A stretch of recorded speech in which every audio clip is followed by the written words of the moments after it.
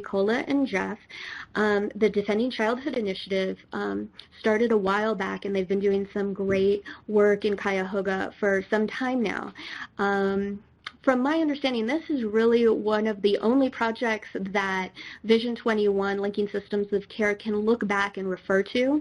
The work in Cuyahoga, I think, is going to be really instrumental in getting both groups, Montana and Virginia, talking about next steps and, being very thoughtful in our process, in our future process. So I hope you enjoy this webinar, and I'm going to turn it over to Jay Cola now. Good morning, everybody. It's actually afternoon here for me and Jeff. We're in a different time zone. So my name is Jacoya. Feel free to call me Koya if it's easier for you. I serve as the program manager for the Defending Childhood Initiative. And to start us off, I'm just going to go and give you some background information about the Defending Child Initiative and how we are addressing child exposure to violence in our community. And it will start to make sense when Jeff steps in and explains in more detail about the screening tool that we use to provide services to children who have been impacted by violence and trauma. So what is the Defending Child Initiative? You might refer to it as DCI, which stands for Defending Child Initiative. But back in September of 2010, Attorney Eric Holder launched the Defending Child Initiative, and the primary focus was to address children exposure to violence and trauma. So he recognized that this is something that has happened nationally, and that it has been identified as a public health concern. So he wanted to make this initiative as comprehensive as possible. So altogether, there are a total of 8 Defending Child sites that have been charged with developing and implementing comprehensive plans that address children's exposure to violence and trauma. So we, Cuyahoga County, we are one of 4 Defending Childhood sites that was fully funded to carry out implementation plans. And we received approximately $2 million to do so. And this was very helpful as we move forward with the initiative. And so the Defending Child Initiative is administered through our local county government. And one of the things in really supporting the approach of making this comprehensive is that we needed community collaboration. It was no more taking a silo approach to how we do business in our community. Our community is rich with resources, but it's important that we link those resources together.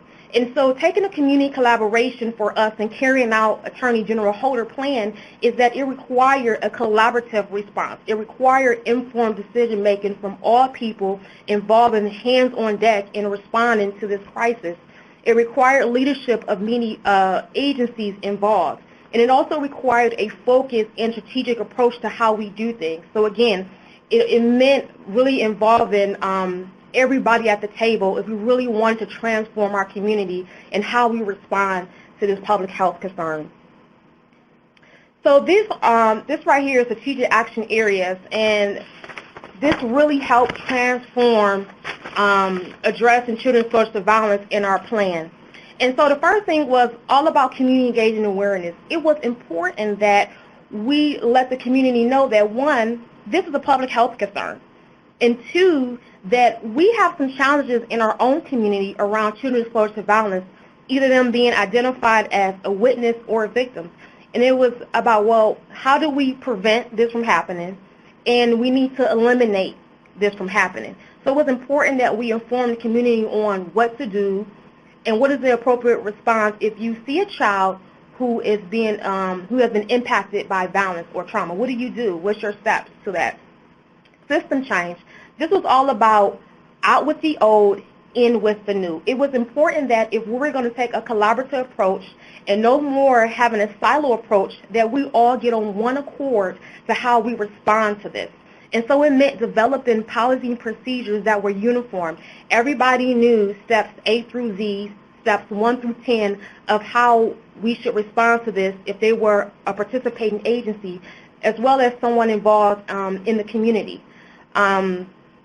Data and evaluation, it was important that we had research partners a part of our strategic approach to dealing with this because we wanted to make sure what we were doing was making sense, that we had positive outcomes in terms of improvement in outcomes if needed, and that we use that data to help us make informed decision making. Let's see, the next slide. This is our service system. And to make this really simple, just 3 key areas that I want you to remember, and that's screening, assessment, and treatment. And so right here, if you look on your screen on the right-hand side, the box, inside the box that says identification and full screen and designated agencies. And so we partner with several public and private agencies to help us identify children who have been exposed to violence and who are experiencing trauma symptoms. For an example, we partner with Juvenile Court, the Department of Children and Family Services, and we also partner with several behavioral health agencies. And we ask them as partners to identify a place in your system that you can consistently screen children who may be experiencing trauma as a result of their exposure to violence. So for an example, Children and Family Services, they said we'll screen during intake. So every child that goes through Department of Children and Family Services and they reach the intake department, that child will receive a screen that will look at violence and trauma exposure. And Jeff will go a little bit more in detail about that and sort of map out some of those details. And so on the left side, it says identification and community.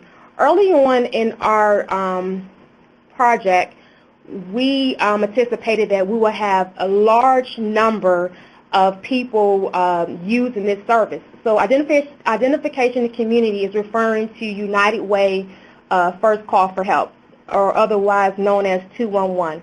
So it's a 24/7 hotline referral service. So anybody in the community can call and say, I need help with utilities, I need help with finding housing, or I believe that my neighbor child is experiencing some sort of violence, I need your help, who can I call for therapy, and so forth.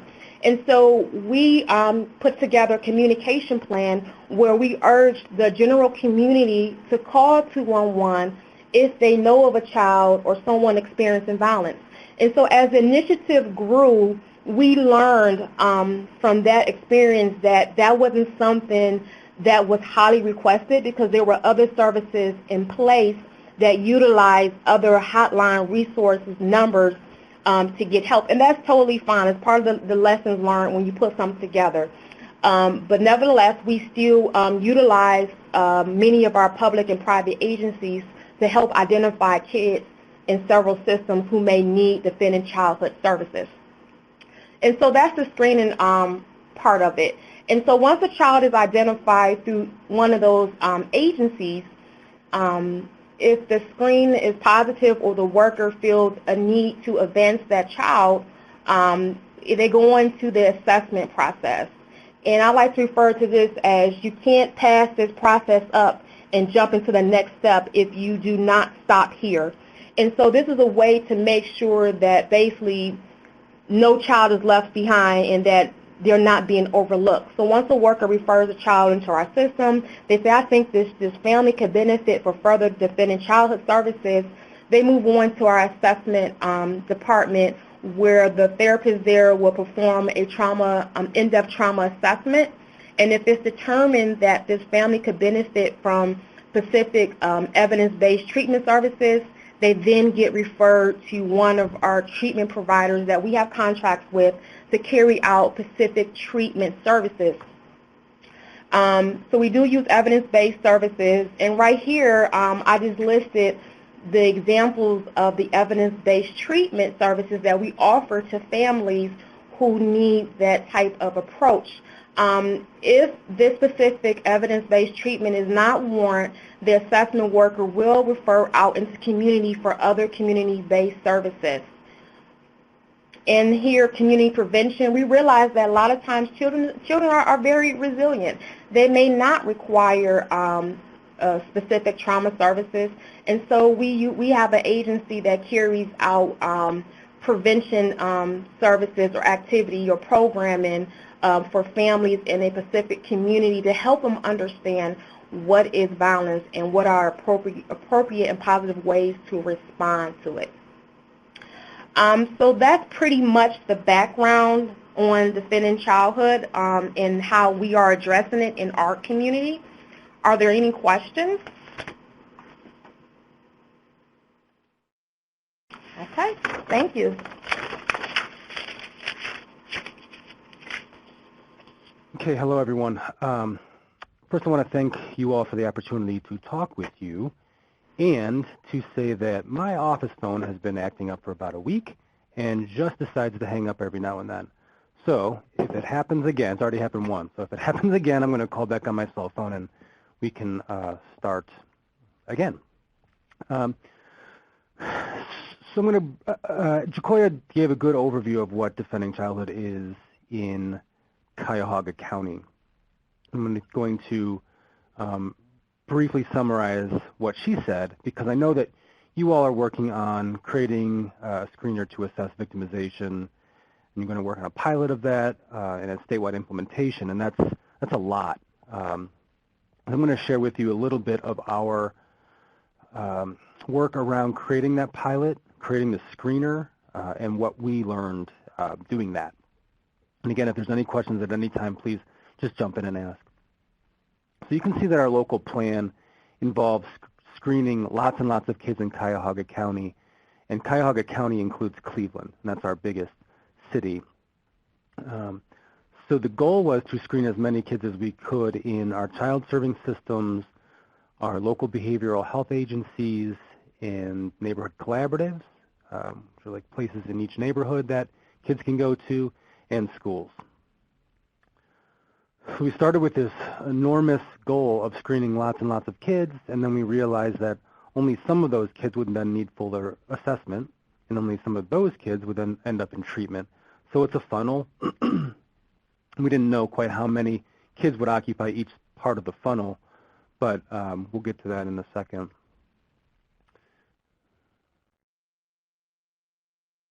When we first started this process, probably 5 or 6 years ago, we were asked to do a needs assessment of our community's response, current response at the time, to kids exposed to violence.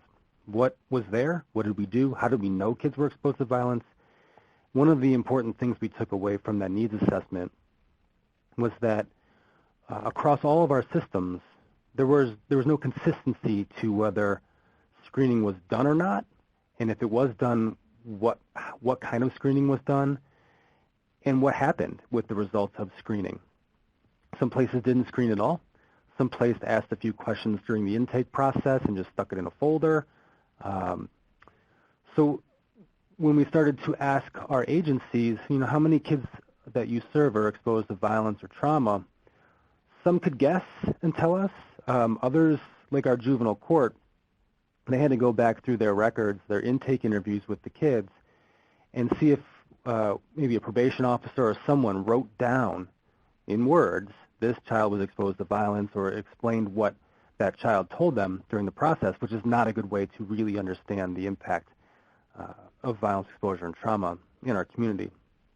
So we realized very early on that in order to do what we wanted to do with defending childhood, we needed to have a consistent screening tool and procedure in place for these systems.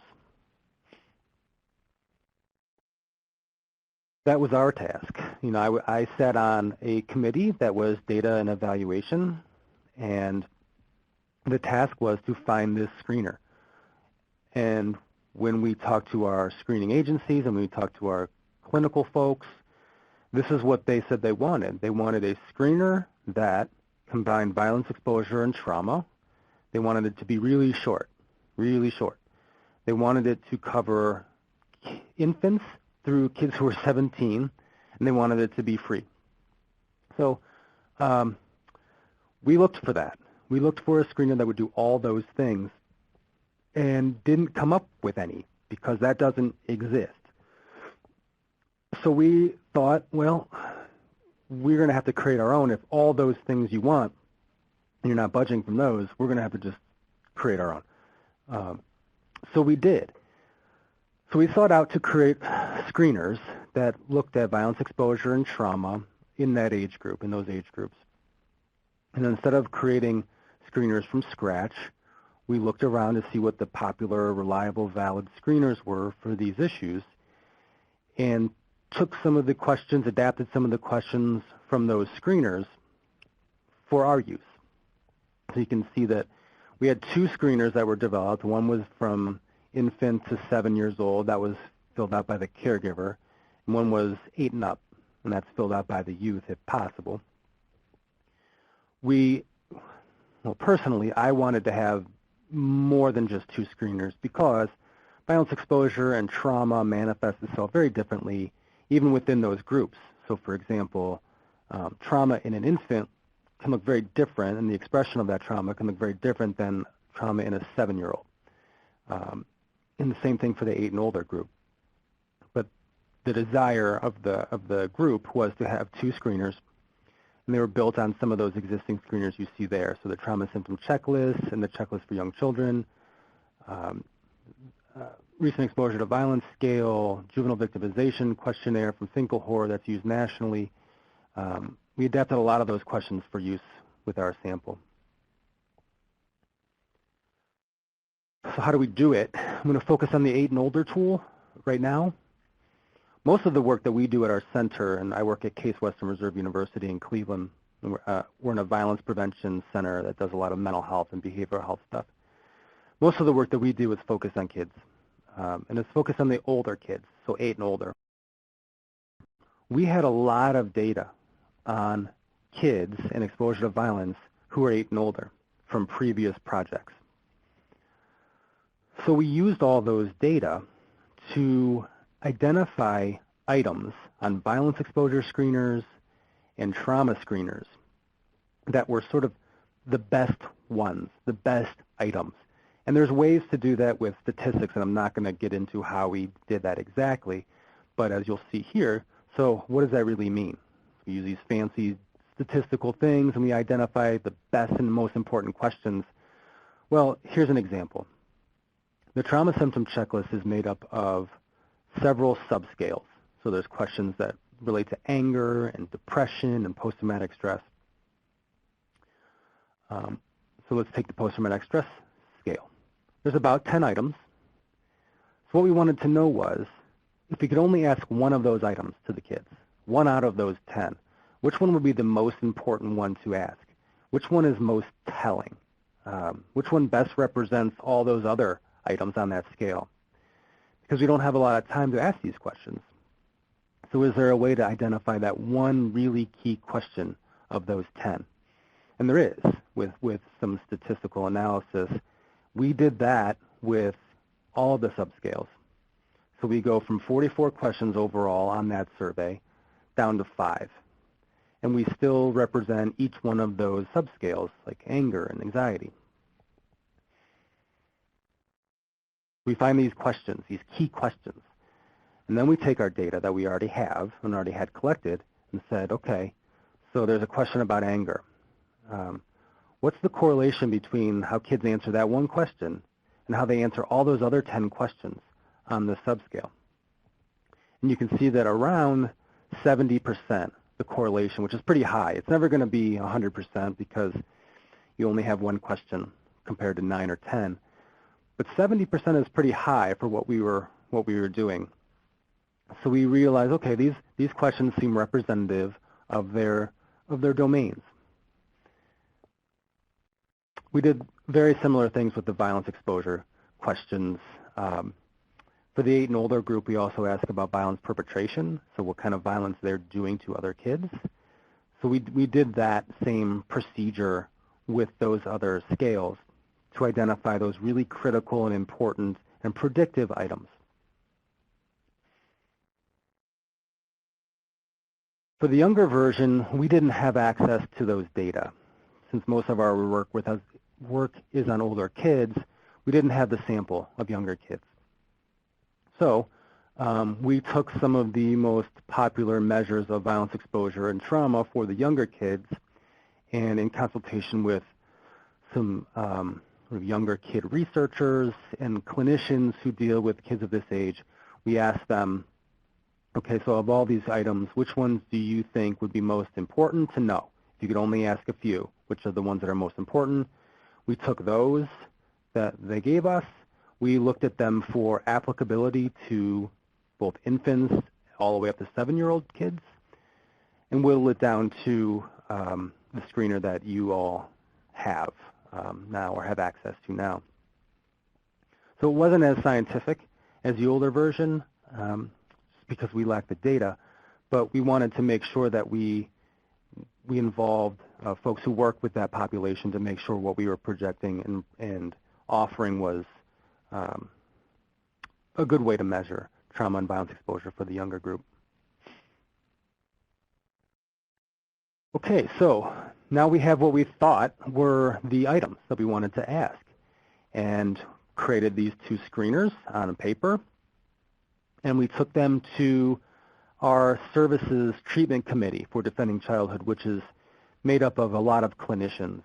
And we said, Hi, Jeff. This is Hi, yeah. Carlene. Sure. I apologize. I don't mean to interrupt, but we had one question from Jenna in Virginia. And so the question is, what role, if any, does the parent or caregiver play in the screening process? Sure. And I would imagine especially with that younger cohort. Yeah, so for the younger group, the parent or the caregiver are the ones to answer the questions. For the older group, 8 and older, we prefer to have the child answer the questions, but sometimes the child is not there or not available. And so the caregiver or the parent would then answer the questions in place of the child. Now I can tell you, so I'm going to write something down because I'm going to come back to that when I start showing you some of the data, because there are differences in terms of who's answering the questions and what kind of responses we get on some of these questions.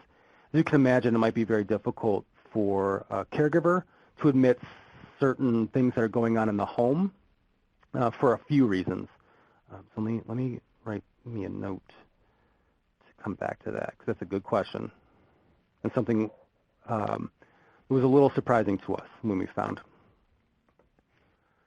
So Jenna, let me know if that did or did not answer your question, and I'll try to do a better job reading. I appreciate it, and I'm sure I'll have some more, more in-depth questions as we move forward. But I know with our process, we're looking at the parent caretaker component, and so that's definitely kind of on the forefront for me. Thank you. Sure, and I forgot to read the little questions. Let's focus.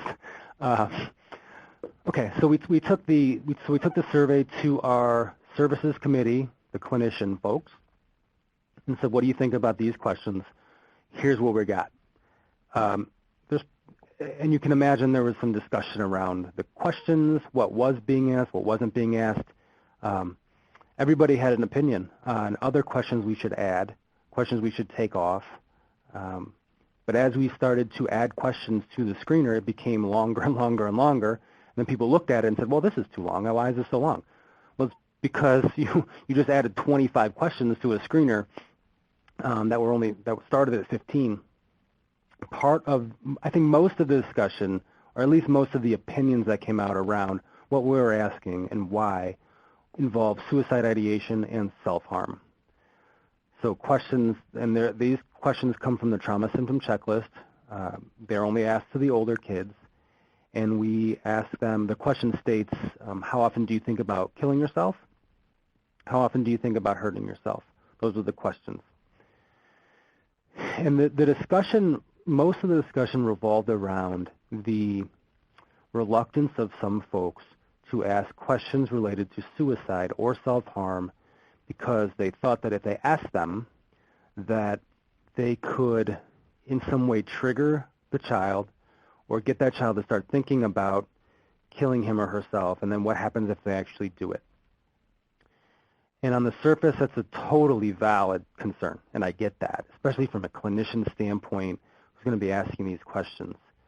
And all we could do was go to the research and point out that no one has found a relationship between asking those questions, well, that we found. No one has found a relationship between asking about it and then having that happen. So that made some people feel better. I think some people are still reluctant to ask that question for those issues. They just don't want to even put that in their head, in the kid's head, in case they were in a vulnerable state. But I can say that we have not had an issue here with asking that question. And if anything, asking that question has allowed some of the agencies to address those issues, those really critical issues, immediately. So that's, Jeff, go ahead. Yeah. Jeff, this is Carlene. I think Jenna can actually speak on this a little bit because their screener was recently taken to their subcommittee to review, and when they hit those questions about suicide ideation and self-harm, the Virginia team has both of those items in there.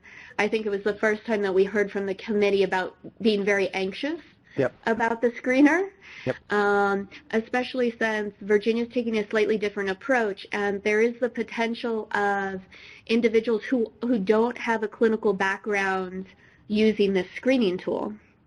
Go ahead, Jenna.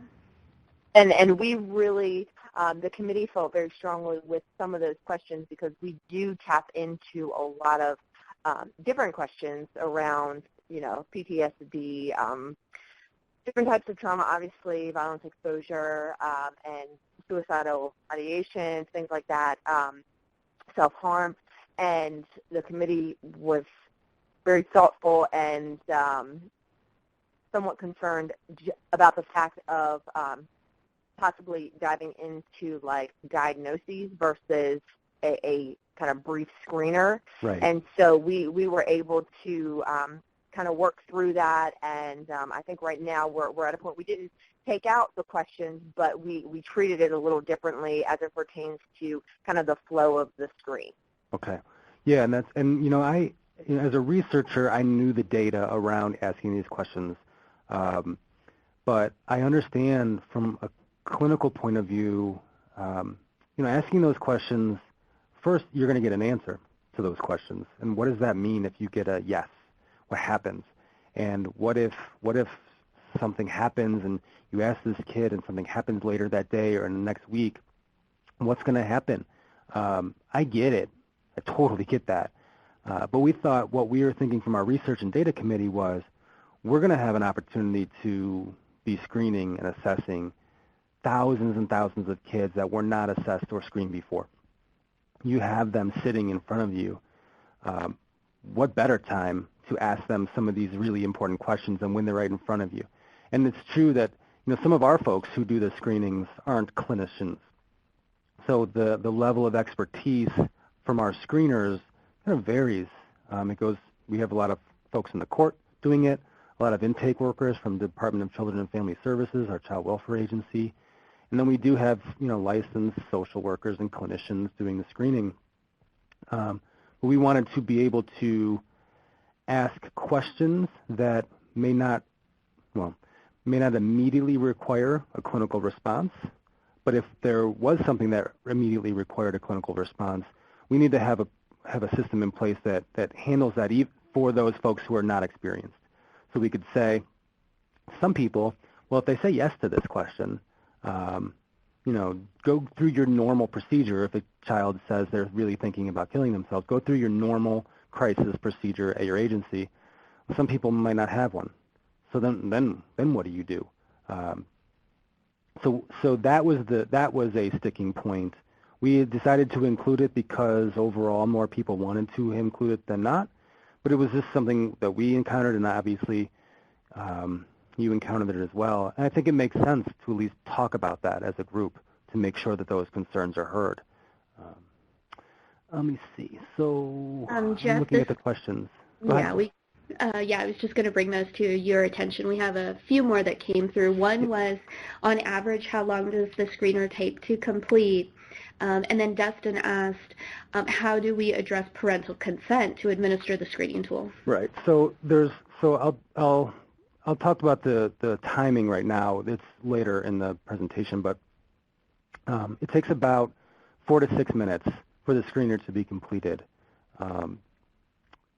Both versions of the screener to be completed. So we thought that was pretty good. We thought that was fairly quick. In terms of the parental consent, there's the agencies have a consent process in place at each one of their agencies, that was an issue as well. And I think I blocked a lot of that out of my brain because it took a long time to get through. Jacoya, I don't know if you remember the entire process around consent, but there was a back and forth for several months on how do we get consent? Do we need consent? How are we sharing the data with me, sort of as a researcher? Who gets to see that, and what do you get to see? The agencies ended up, I think, having their own consent process. Jacoya, is that right? Correct. I believe the agencies use their current document in addition to what we develop for our release of information as well. And I do remember on our ROI how we had to list you as the evaluator and what could be seen or shared with you on that. Right. Thank you. That was a traumatic point in this process. We just needed to get the data, and we just needed to know how. And we were dealing with lots of agencies, probably 10 to 15 different agencies who all had different opinions about how to get the data and what the consent issues were. We get de-identified data from the screening tool. So we don't have the kids' names at all. We have a number for them. Names are shared between agencies. For example, if an agency screens a child and they want to go for fuller assessment, our assessment agency needs to have that child's name and contact information in order to set up an appointment. We never get it as an evaluator. We just see a unique identifier number. So I guess the answer is the agencies all have their own consent process to do the screening. We have data sharing agreements with all those agencies, and we're identified in the county's data sharing agreement as the evaluator for the program, and that will be receiving this information. It's tricky and complicated, but we needed to do it and go through it. So if I didn't answer that, ask another question. Okay. Pilot phase. Pilot phase was done in March of 2012. So we're talking 4 years ago already. What we needed the pilot to accomplish was, we wanted to see how easy this thing was to use. We wanted to see if there are questions that we're asking that either everybody says yes to or everyone says no to. And then what's the point of that question? So we would want to get that out of there because that wouldn't really help us. We wanted to see how long it took and what the burden was on the provider. We needed to see if there are questions on there that kids didn't understand, or caregivers didn't understand, even though these questions came from pre-existing surveys that are used all over. We wanted to see with our population, do these things make sense to folks? And we needed data to establish cutoff scores because agencies were saying to us, we want to have a number or a score that identifies whether or not a child should go on for more services. They really wanted that threshold or cutoff score, whatever you want to call it. They were clamoring for that. So we needed the pilot data to know what kids are answering and to establish their cutoffs.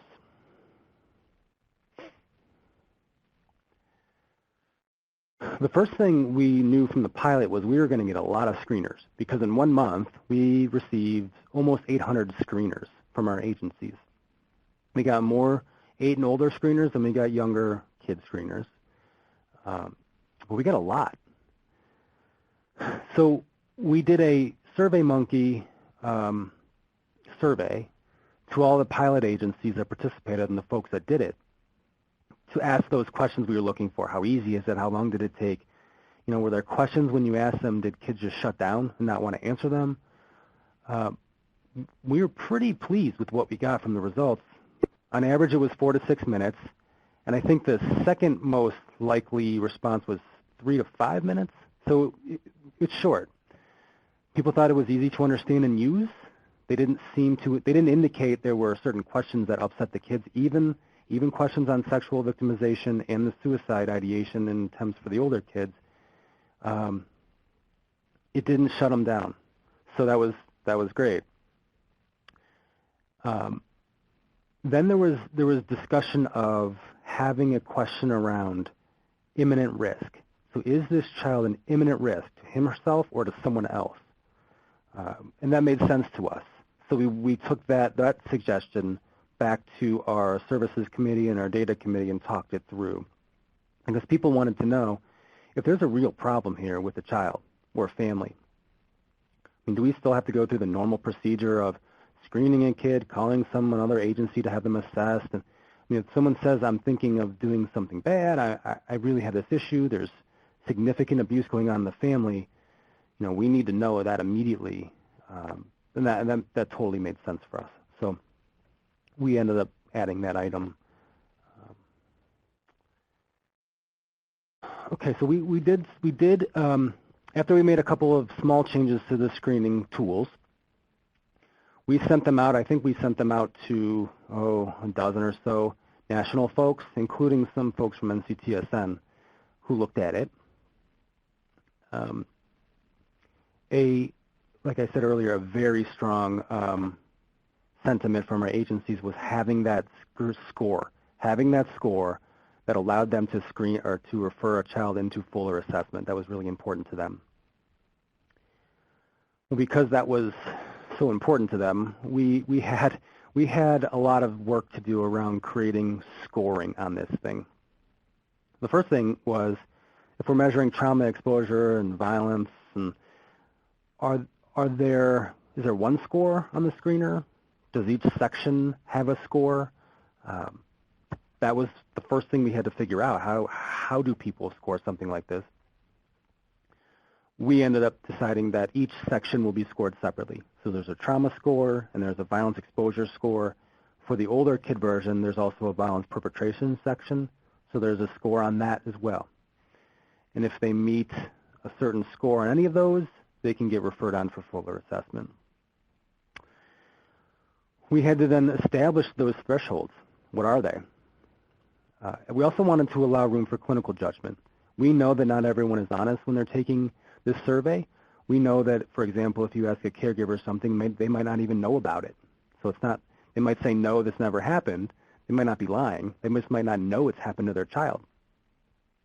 So we wanted to, and I think it was really important for the clinicians as well, to keep that clinical judgment as an option for referring kids on for additional assessment. They just got that gut feeling that something's going on here, and I want this child and family to be assessed fuller, regardless of the score. Regardless of the scores that they're scoring or the answers they're giving, they can be referred on for additional assessment.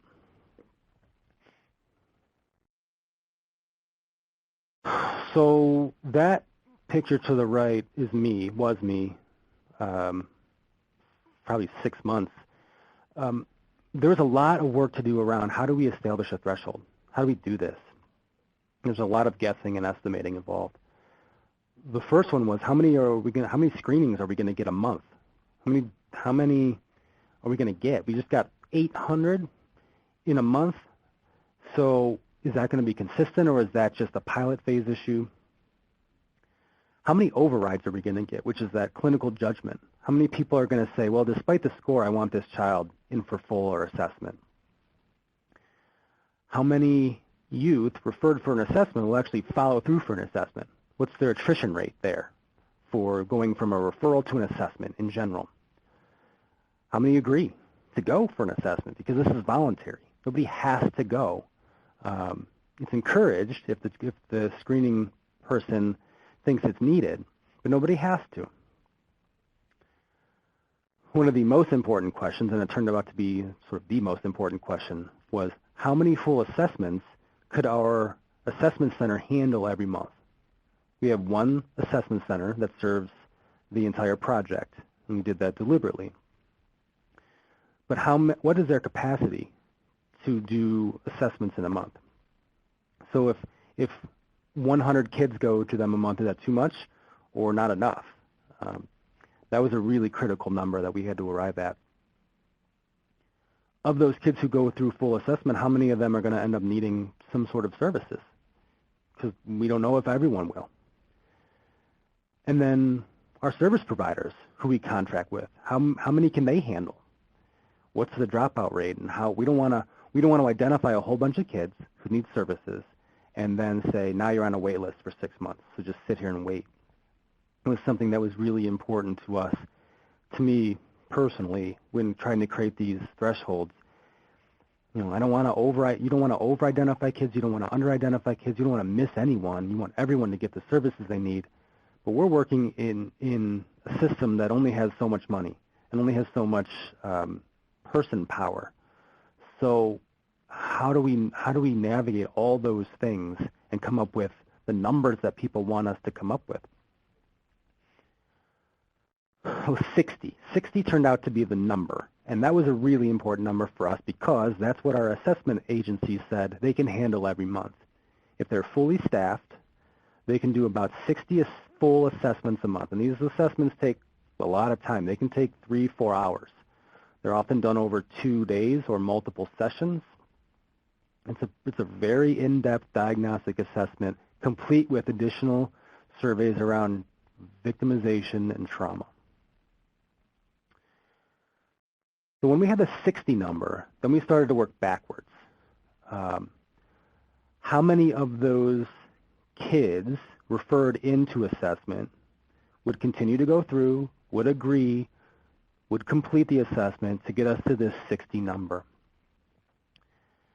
We had to estimate the number of kids who would be overridden into the system. So regardless of the thresholds and the scores, they would go right into the system, right into an additional referral. And then based on all these numbers, we had to set the thresholds on these sections. So what's the number, what's the score at which a kid will flag? That will then be referred on for, well, who the worker would want to refer on for an additional assessment.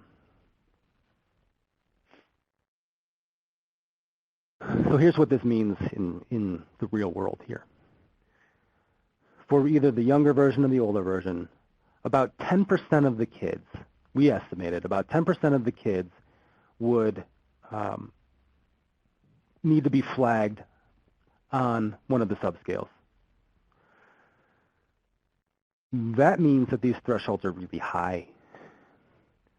Lots of the kids who come in and get screened in all of our systems are exposed to violence and trauma. The majority of them are.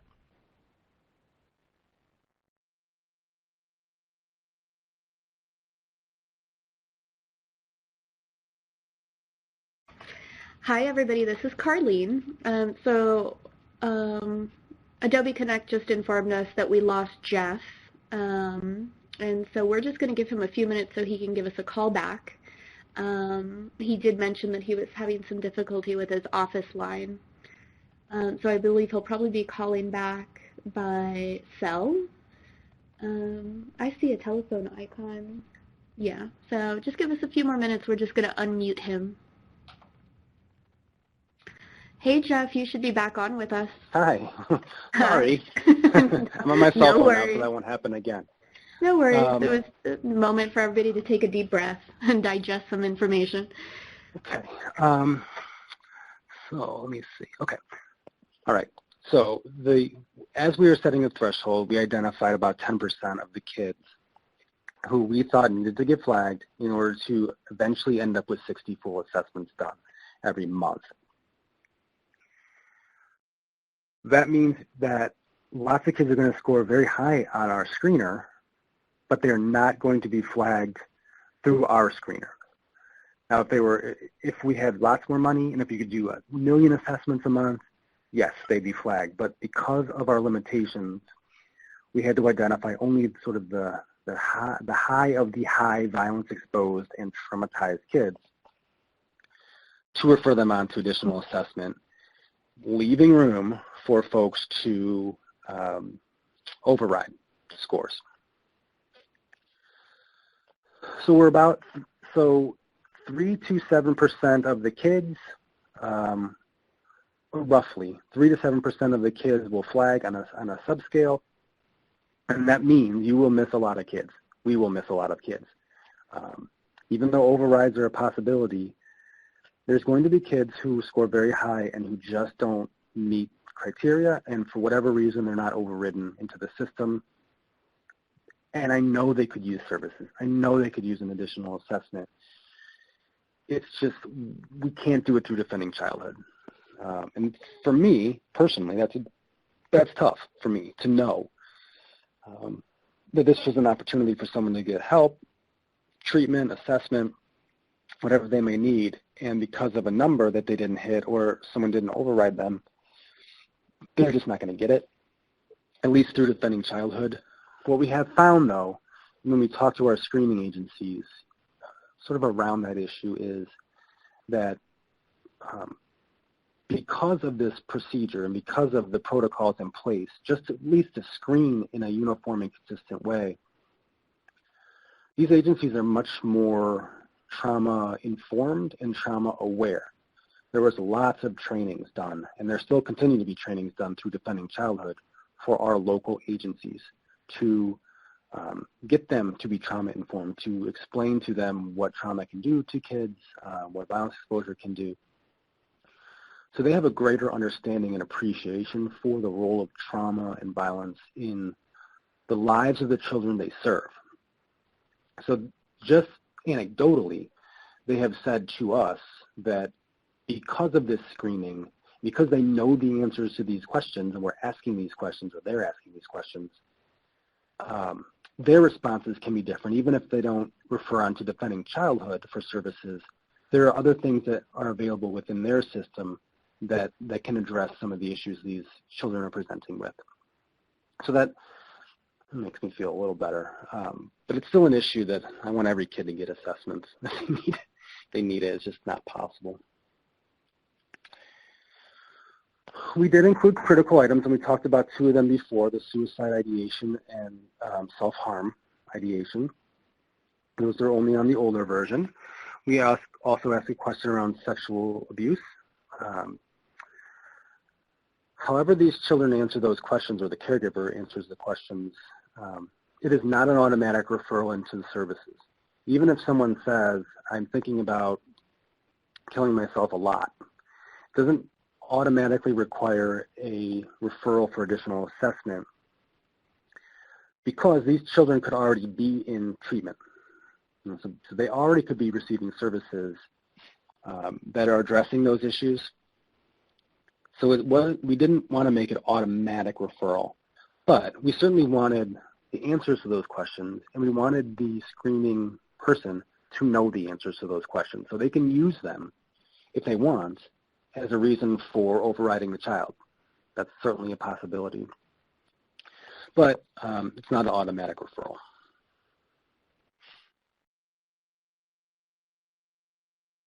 Scoring is really straightforward. If you're using I'll get to the versions of this in a second, but you just add up the scores right on the sheet. And any score that meets or exceeds the threshold, the worker can refer in. There's a scoring key that all the workers have, so they can say, okay, this child scored a 10, what is that? Low, moderate, or high? It's a high, so they circle high, and that's how they score it. Again, there are 2 sections on the younger kid version, and there are 3 sections on the older kid version. Okay, this is a little painful. Hey, Jeff. Yeah, sure. Charlene, I'm going to interrupt a little bit because, I think it was slide 23, I'm still a little stuck on the critical items. Sure. Could you talk to us a little bit more about how that's not an automatic referral? So, yeah. So there could be, if a child, the questions are, on the surveys, how often do you think about hurting yourself? How often do you think about killing yourself? And then there's a question related to sexual abuse. And that question is both on the younger kid version and the older kid version. So when we talk, this was a point of discussion with our folks. Should answers to these things be automatically referred in for additional assessment? Well, the suicide and self-harm items are 0 to 3.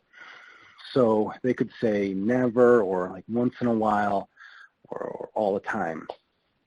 So it wasn't a yes or no. And there wasn't, at least initially, a very clear, well, if a child answers a 2 out of 3, should that be an automatic referral into additional assessment if they think about killing themselves every now and then, or think about hurting themselves, or should it not be? Should only the kids who say 3 out of 3? So there was discussion around that in terms of how much is too much to be saying yes to.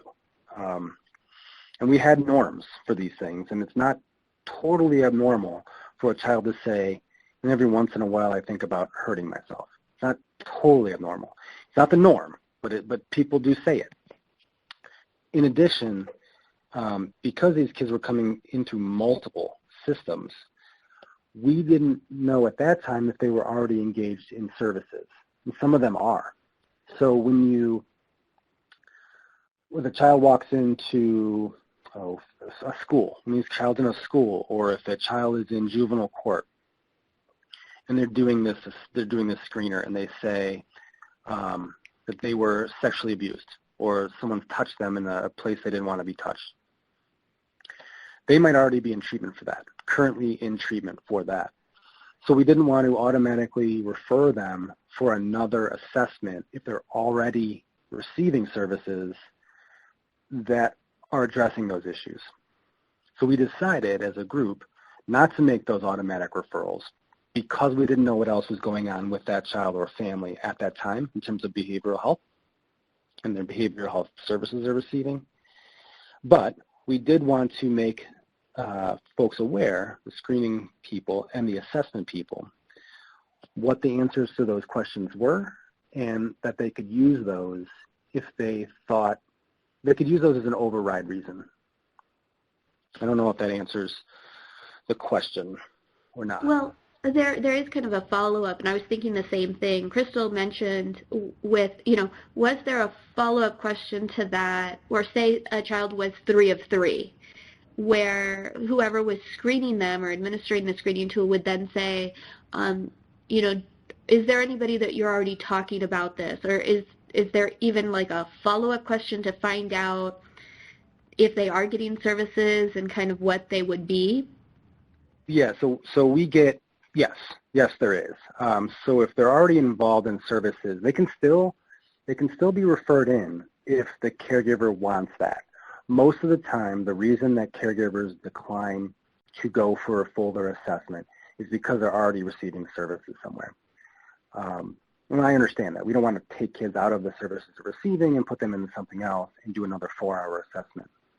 So we get information around kids receiving other services.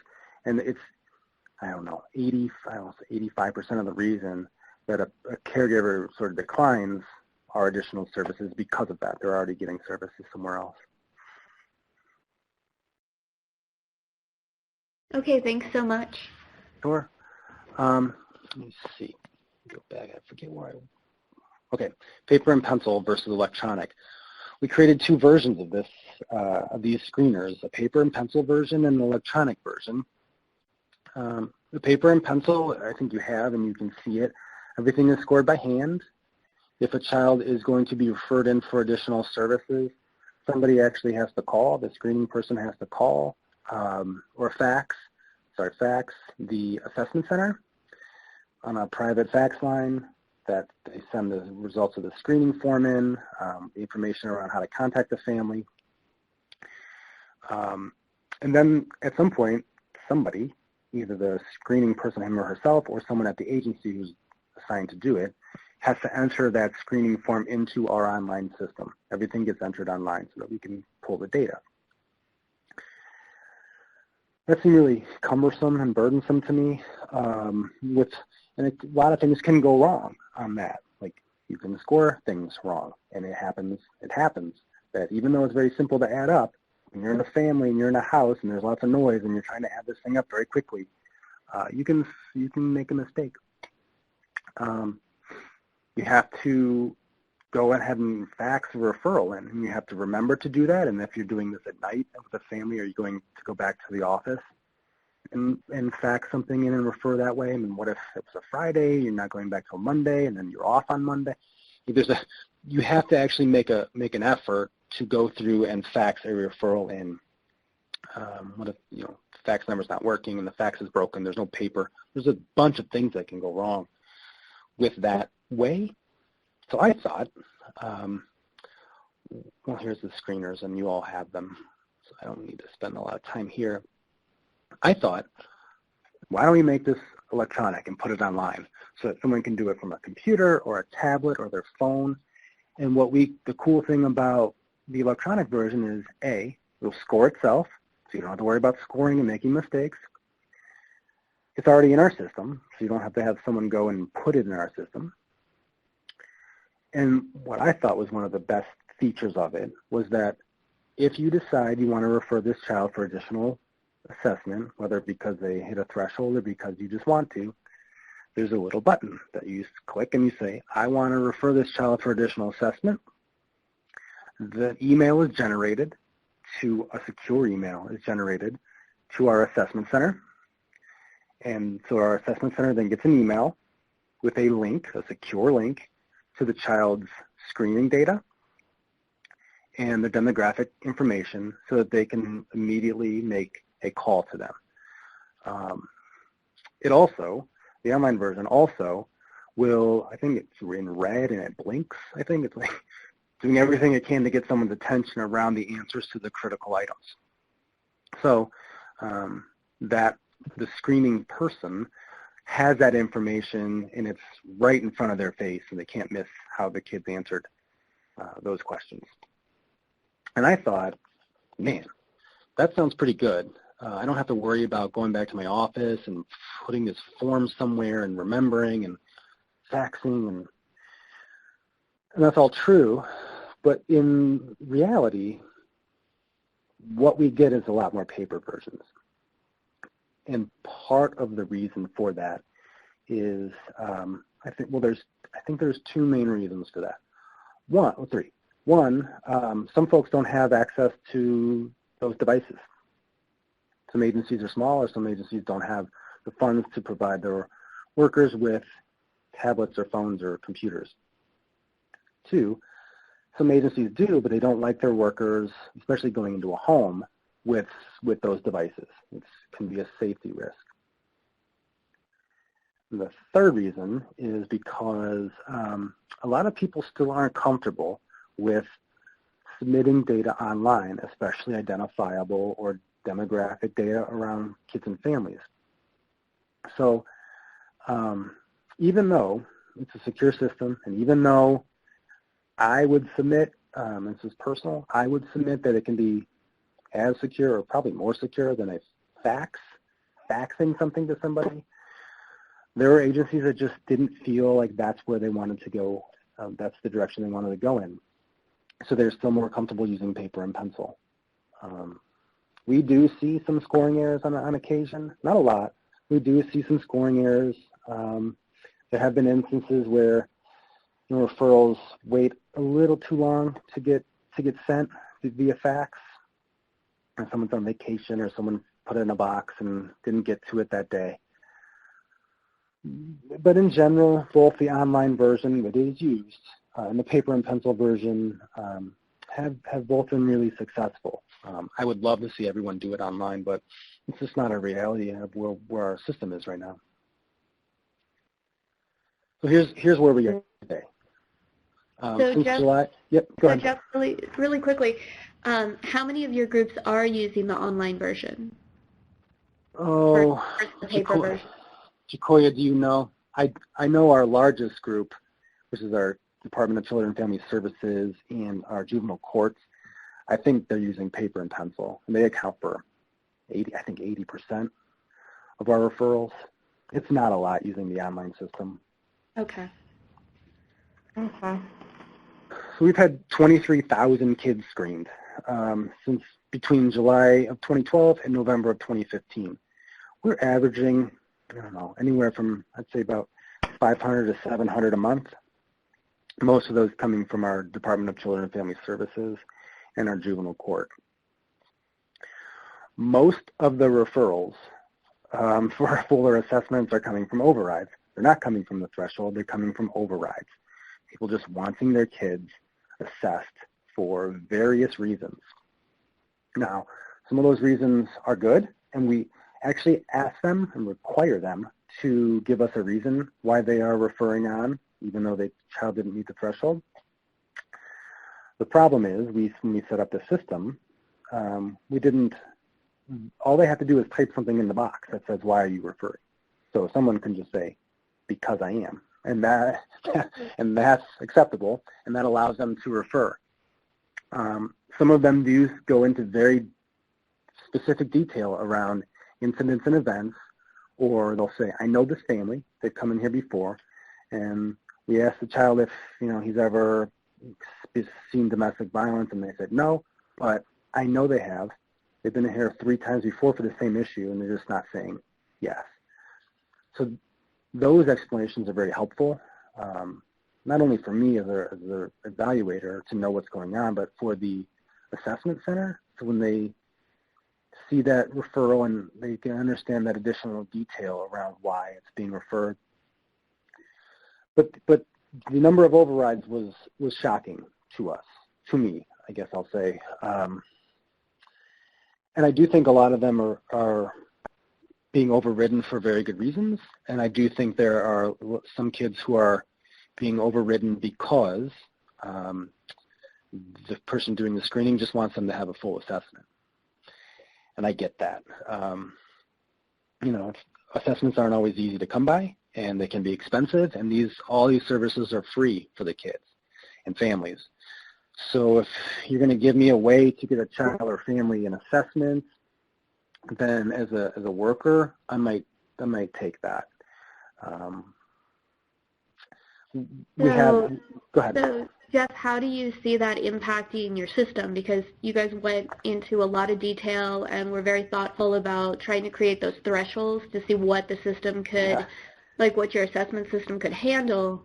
But then if you have all these overrides that weren't anticipated, but, one, understandable, and 2, in many cases, justifiable, where does that leave you?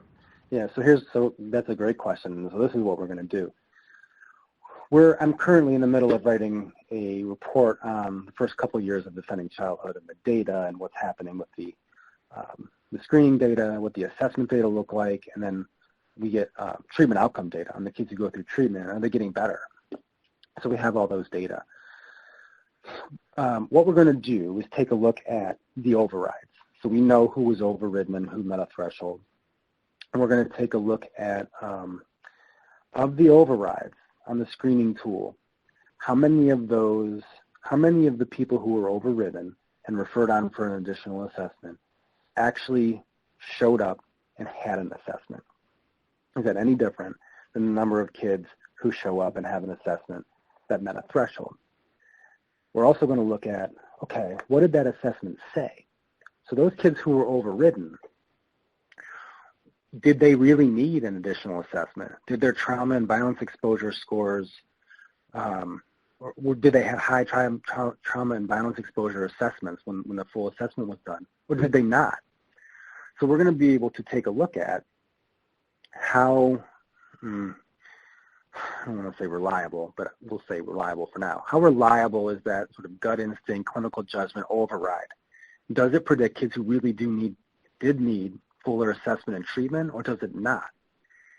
If it doesn't, then we're going to have to take a look at the policies around overrides and how many overrides can be done and why. My guess is we're going to get some that were really valid and great, because we do know these things are hard to admit on a survey and a screening form. But we also know that, just from anecdotally talking to people who do this, they say, if I have any doubt, I'm going to send the kid in for assessment.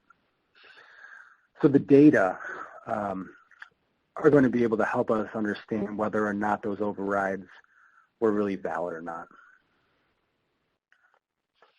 Yeah, just out of curiosity, is there, you might not know this off the top of your head, but is there any way of telling from your data if the person kind of had a clinical background who was administering the tool? I don't know if you have somewhere on the form that identifies who they were. We do. We know the agency they come from and the person doing it. And the person doing it? Yeah. So we can drill down into specific people. So if someone, let's say there's an intake worker at DCFS, we'll know, maybe this person sent 100 of their kids in for a fuller assessment. or the average with the agency is 6. Well, Right. okay, that means either that person is getting the worst of the worst, or the riskiest cases, or something's going on. And then we can go to the agency and say, we need to have a little training session about what this is for. Yeah, but those are all good, those are all things we're in the middle of doing now. Because the overrides did, there were so many of them that it did for a while overwhelm the system. We do not have high waiting lists at all. We've done a great job of keeping the waiting list down. So most of the time, as soon as someone is assessed and identified as them needing services, we can hook them up right away with services. But those overrides and those assessments take a lot of time for our assessment agency to do. It's not even just the time of the assessment, which can be hours. It's tracking families down and showing up and then them not showing up and then rescheduling. It's a tremendous burden to eventually get to a completed assessment. And what I want to do is to know who are the folks who are completing the assessments, who's showing up and who needed them. And if there's a way to concentrate our efforts on those families and kids instead of the ones who never show up. So maybe no one from juvenile court ever shows up for an assessment. Okay, well, that's an important thing to know. Why is that happening? Can we fix that in some way? And if we can't fix it, then we need to rethink what we're doing in juvenile court. Now, I know that's not true. I just use that as an example. But those are the things that data can tell us to make our system a little better. And that's where we hope to go very soon. I wanted to circle back to the 0 to 7 issue with the caregivers and their involvement. We're seeing really, really low endorsements of any items from caregivers when they're answering for their kids. So we see caregivers saying no to very normal behaviors from their children. So for example, the 0 to 7 screener, and I'll go to it, it's this one. The 0 to 7 screener, if you look on the right-hand side, section 4, those are the trauma items from the trauma symptom checklist. Many of those are things that kids will do. Some kids have trouble going to sleep or didn't want to be active or not wanting to eat or having a tantrum. And those are fairly common things. Now, almost always, if they're answering almost always to those, there's an issue. But it's okay to say sometimes my child has difficulty concentrating. Or some of the violence items. It's a yes or no in the child's life. We're seeing really, really low endorsements of those things. So I think there's an issue around caregivers and their reporting, and maybe even specifically around the violence items. And keep in mind, a lot of this stuff, a lot of the younger kids are coming in through our Department of Children and Family Services. This is done in the intake process of that experience. So there might not be a relationship yet between the person asking these questions and the family. So if you are showing up at the Department of Children and Family Services for an intake and someone's asking you questions around, did your child ever see you or an adult get hit in your home by another adult, which is like a domestic violence, can be a domestic violence related question, you might be thinking, if I say yes to this, what does this mean? What does this mean for me and my family and my kids? Are you going to take my kids away if I say yes? And we get really low endorsement of those things. So with specifically around the 0 to 7 screener and the caregivers, we're seeing less endorsement of those items than we thought we would. I think there are ways to fix that. I've suggested, and I really do think that putting this at the intake process in the Department of Children and Family Services might not be the right place for it. You might want to put it a little further down the stream, so when a case is open and someone has a relationship with that child and family, then maybe ask those questions. You might get a little more endorsement. But again, our Department of Children and Family Services wants to screen everybody, and that's great. So they want the screening to be done on as many kids as possible. But I think when you do that, you sacrifice some of the valuable information you can get when you already have a relationship established with that family. I think that's about it. I'm here for questions. Jeff, we have a couple questions at the bottom. Okay. I think we kind of stopped with Jenna's first question, and it's sort of related to, when someone does score a high rating for one of the items, the follow-through with how we know what type of services they're receiving. So her question was mainly like, is that follow-up really tracked? We track it here in the evaluation end of things because they'll say, decline services because child's involved with another provider. But it's not, sometimes we don't get the name of the provider or even know what kind of services they're getting. Mm-hmm. So I don't think we do a great job tracking current services kids and families are receiving on the screening end. Kids who get assessed, we do a much better job. So we know the agencies they're currently involved in, usually what kind of treatment they're getting. But on the screening end, we don't do a good. I don't think we get great information on that. Okay. And then Lori, feel free. I see your question here, but let me make sure I'm interpreting it correctly. I think her question was, how do you protect for children and youth being screened multiple times, like, through different agencies who have signed on board to participate in the screener? Right. How does the communication flow there so that a family or a child isn't asked the same questions like a week later, a month later, something like that? And just to kind of clarify, this is Laurie.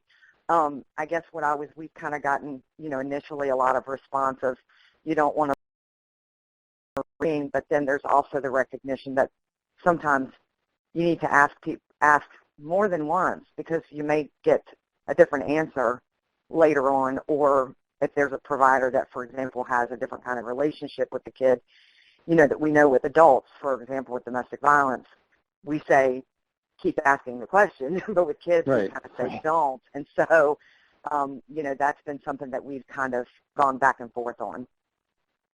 Yeah, and I know that we have kids who have been screened multiple times.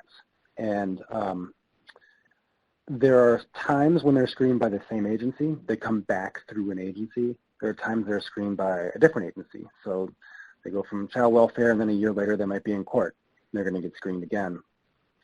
On my end, the issue is I don't have their names, which is a great thing for our institutional review board and allows me to see all the data. But I don't have the names of the kids to identify who's been screened twice. There's just another identification number. So to me, I can't tell if someone's been screened multiple times. Sequoia, I'm not sure the policy of the county in terms of multiple screenings and how people know. I don't know if they're ever asked sort of during an intake process. Have you ever been screened through Defending Childhood before? They ask these sort of questions. I don't know that happens. No, we don't have a standard procedure to ask the family, and I think that was one of the concerns we had as part of developing the web-based screening online, is that it's hard to track if someone has already been screened more than once. The county gets to see the names of the kids. So at the county level, they could see how many kids were screened multiple times to see if it's really happening, sort of, not a lot, but on occasion, or if it's not happening at all. On my end, I'm stuck with their ID numbers, and they're all unique every time they get a screener.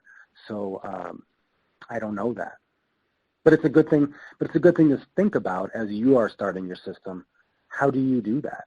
And if I don't know what the time frame of the questions that you're asking are, but in a month, a lot of things can happen differently for a child. They can see a lot more things, or experience a lot more things. So maybe asking them multiple times.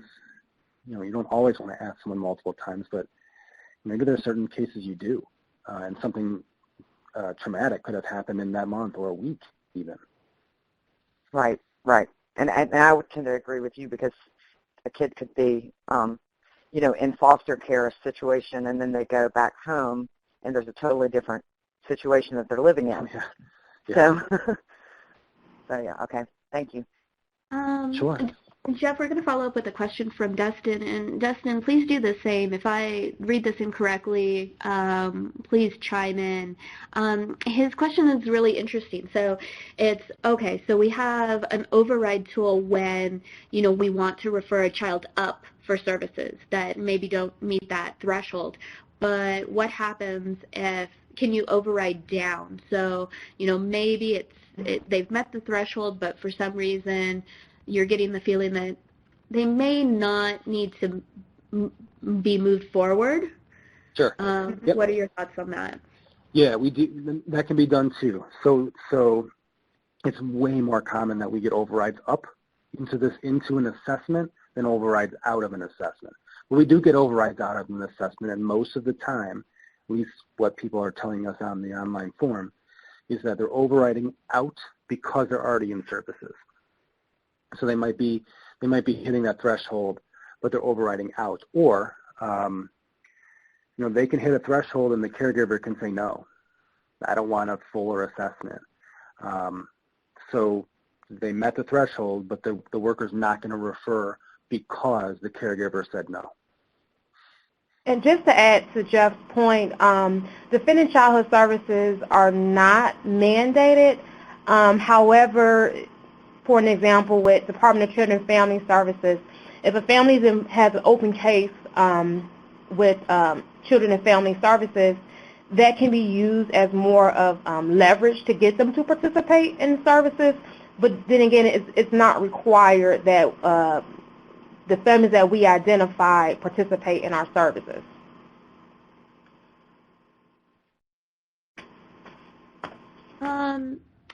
I noticed this one question, and I kind of sort of wanted to come closer to the end of the webinar to respond to it. Jay Cola, would you mind responding to Crystal's question about creating a sustainability plan? I did, but I can speak on it again. I did reply. Yeah. So she asked me about did we create a Pacific sustainability plan. So I reported out that in addition to receiving $2 million from the Department of Justice, we did identify an $8 million plan in our strategic plan when we developed the Defending Child Initiative for our community. So we spoke about, or rather discussed, identifying, I believe it was $4 million in existing and leveraging already resources. Like for an example, we have agencies that screen for us, and we do not pay them any money. Yes, the ones that have contracts to provide treatment services, they are required to screen, but for an example, juvenile court does not have a contract with us for services, and they have agreed to screen. So that's part of using our in-kind resources as part of our sustainability plan. In addition to that, we have spoke about looking at other outside funding sources. So right now we're at a critical point of looking at the upcoming report that Jeff will share with our team as well as the community on outcomes of providing services to families in our service system, which will be very helpful as we move forward with identifying funds, because funders want to know if you're asking for additional dollars, if what you're asking for, did it work? And so that will be helpful as we have the conversation with those vendors. Additionally, we have received funding from our county. Our leadership has invested in Defending Childhood, which is great. We are looking at streamlining some efficiencies to make sure that Defending Childhood is an ongoing budget item going forward with the next funding cycle for the county. So yes, we are working very hard on making sure that what we started, that we can continue and finish it. I'll only add a little bit to that. We have found that the cost, when we think through the cost of what this model is, the screening is free. It doesn't take anything to screen kids.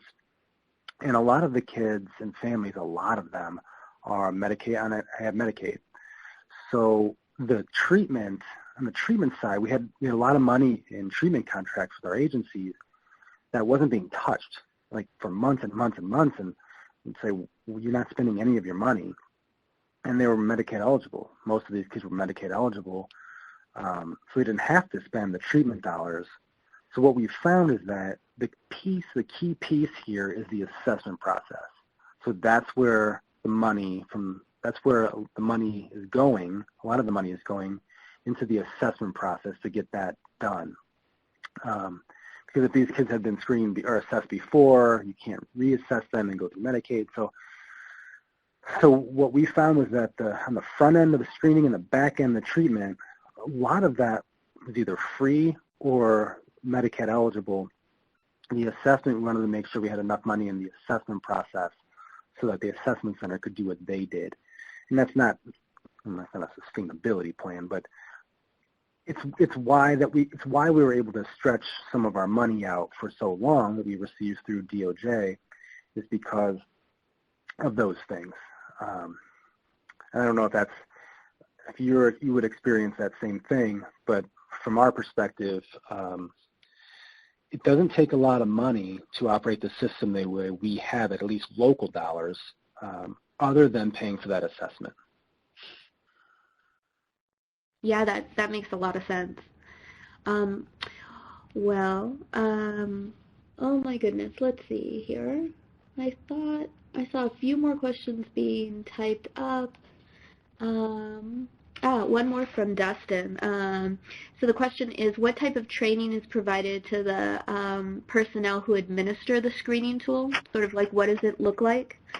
And Sure. Everybody, really quickly, I know we're running over, so this will probably be the last question, but just so you know, we're going to be in constant communication with Jay, Colette, and Jeff and see if they are open to doing one more webinar for us in the near future.